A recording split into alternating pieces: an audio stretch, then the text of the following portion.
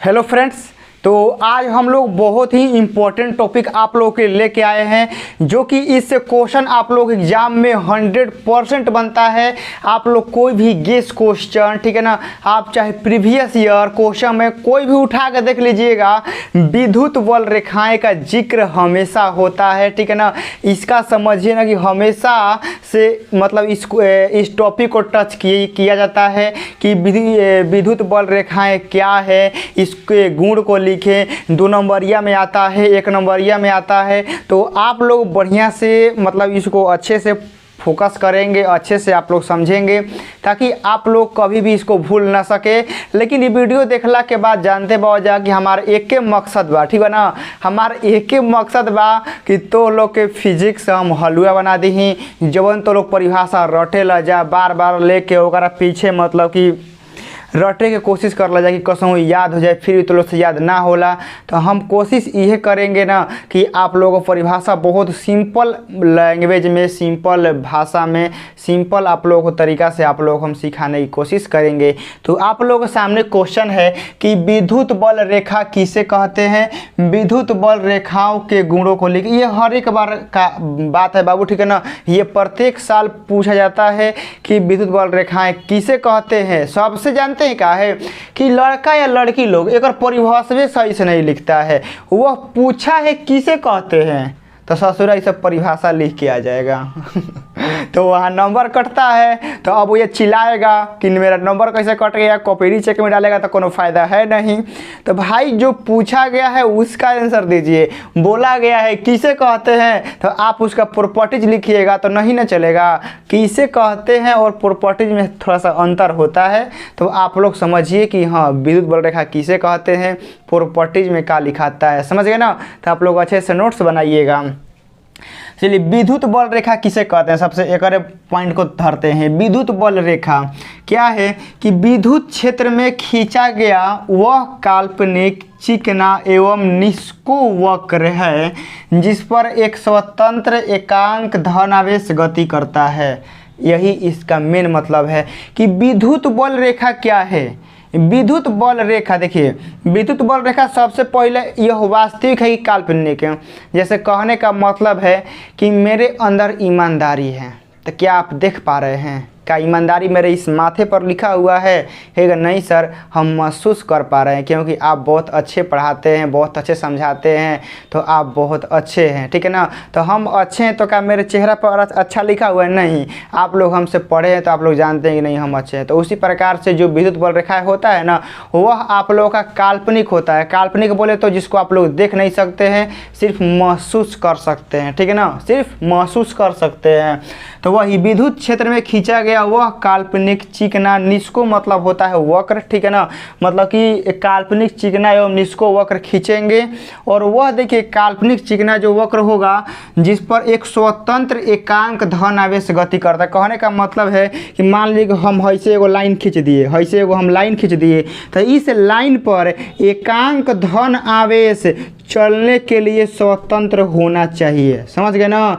मतलब विद्युत क्षेत्र में हम एक ऐसा वक्र खींचेंगे, ऐसा लाइन खींचेंगे कि इस लाइन पर एकांक धन आवेश चलने के लिए स्वतंत्र होना चाहिए, समझ गए ना। तो यही लिखे हैं जिस पर एक स्वतंत्र एकांक धन आवेश गति करता है तथा विद्युत क्षेत्र रेखा के किसी भी बिंदु पर खींची गई स्पर्श रेखा उस बिंदु पर स्थित धन आवेश पर लगने वाले क्षेत्र की दिशा बतलाती है, तो उसे विद्युत बल रेखा कहते हैं। कहने का मतलब पहला लाइन तो आप लोग समझ गए कि विद्युत क्षेत्र में हम एक ऐसा लाइन खींचेंगे कि जिस पर एकांक धन आवेश चलने के लिए क्या होगा, स्वतंत्र होगा।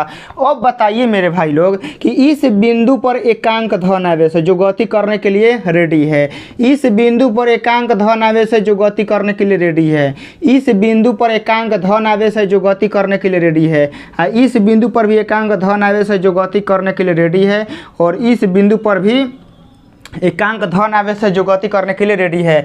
तो हम तो इस बिंदु पर गति करने के लिए रेडी है।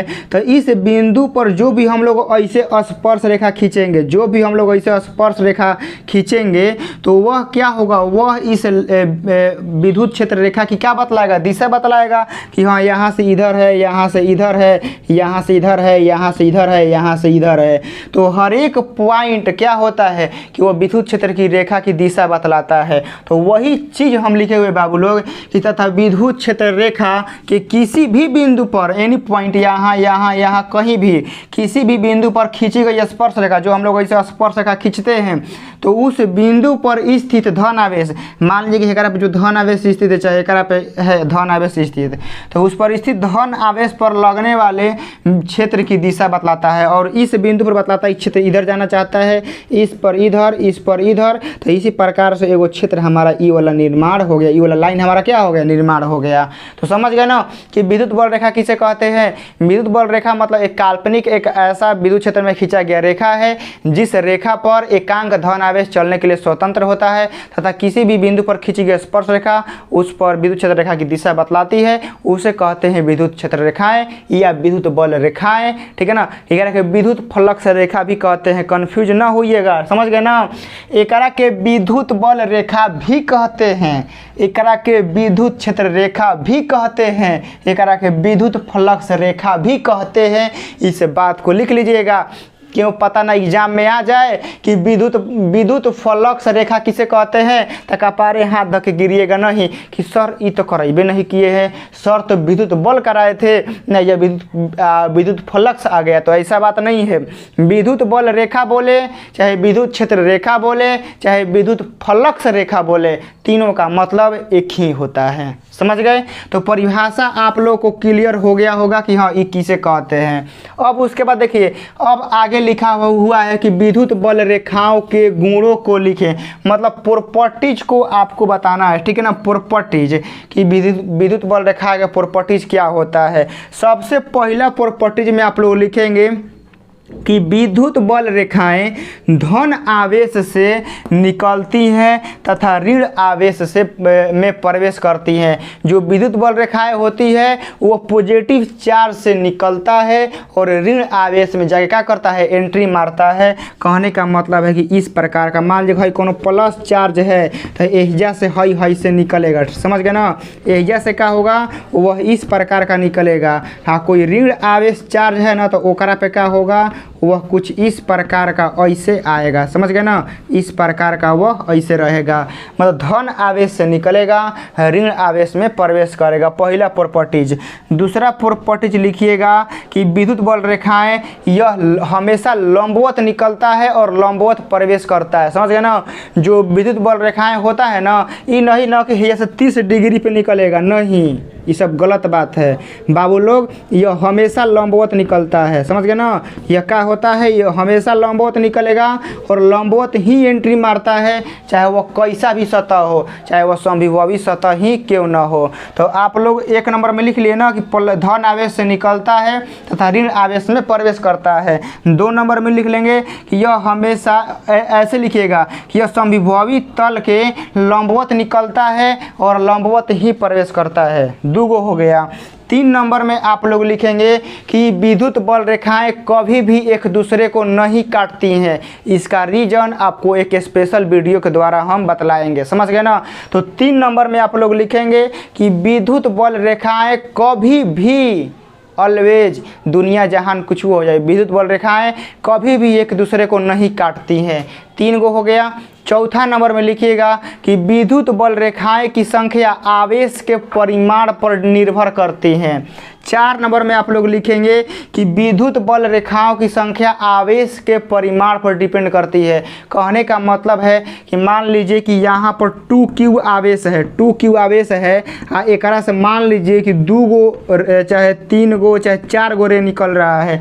2Q आवेश है तो एकरा से 4 गो रे निकल रहा है। यदि इसका हम दोगुना कर देंगे, इसका हम क्या करेंगे बाबू लोग, इसका हम दोगुना कर देंगे ना तो 4 दूनी 8 गो रे निकलेगा, समझ गए ना। क्या होगा, 4 दूनी 8 गो, 3 गो 4 गो, 5 गो, 6 गो, 7 गो और एजा 8 गो, 8 गो रे निकलेगा। यानी विद्युत बल रेखाएं की संख्या आवेश के परिमाण पर डिपेंड करती है। यानी आवेश जितने ज़्यादा होगा विद्युत बल रेखाओं की संख्या उतने ज़्यादा निकलेगा, जितने कम होगा वो कम निकालेगा। समझ गए ना। जैसे कहने का मतलब है कि चाउर उर रखाता है ना अथी में, ड्राम में, अथी में, कोनो टीना उना में, तो टीना की चुकी टीना इतनी चुकी रहता है, तो टीना का कैपेसिटी कितना है, मुश्किल से 10 किलो चावल ओकरा में अटेगा। टीना से बड़का ड्राम लीजिएगा तो 5 क्विंटल चावल अटेगा। तो वैसे ही एकरा में होता है, आवेश का परिमाण जितने ज़्यादा रहेगा उतने ज़्यादा वो रे निकालेगा, भरपूर मात्रा में ले।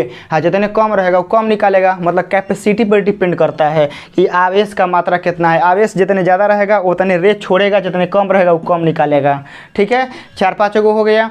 आप लोगों को फिर से बता दे रहे हैं। पहिलका में क्या होता है कि धन आवेश से निकलता है, ऋण आवेश में प्रवेश करता है। दूसरा का कि समविभवी तल से विद्युत बल रेखाएं हमेशा लंबवत निकलती हैं, हमेशा लंबवत निकलती है चाहे लंबवत प्रवेश करती हैं। 3 नंबर में क्या बताया कि विद्युत बल रेखाएं कभी भी एक दूसरे को नहीं काटती हैं। चौथा बता दिए कि विद्युत बल रेखाएं जो होती हैं वह विद्युत बल रेखाओं की जो संख्या होती है वह आवेश के परिमाण पे क्या करती है, डिपेंड करती हैं। तो इतने सारा प्रॉपर्टी आप लोग 5 गो लिख देंगे, एग्जाम में 2 गो लिखने के लिए आता है। तो आप लोग पूरी तरह से इस क्वेश्चन को समझ गए होंगे और पूरा प्ले लिस्ट को जाके आप लोग एक बार पढ़ेंगे, ताकि उसमें आपको बहुत अच्छे क्वेश्चन सिंपल भाषा में आप लोगों को मिलेंगे। बाकी आप लोग को मिलते हैं नेक्स्ट वीडियो में जो आप लोगों के लिए बेहतर हो। जय हिंद।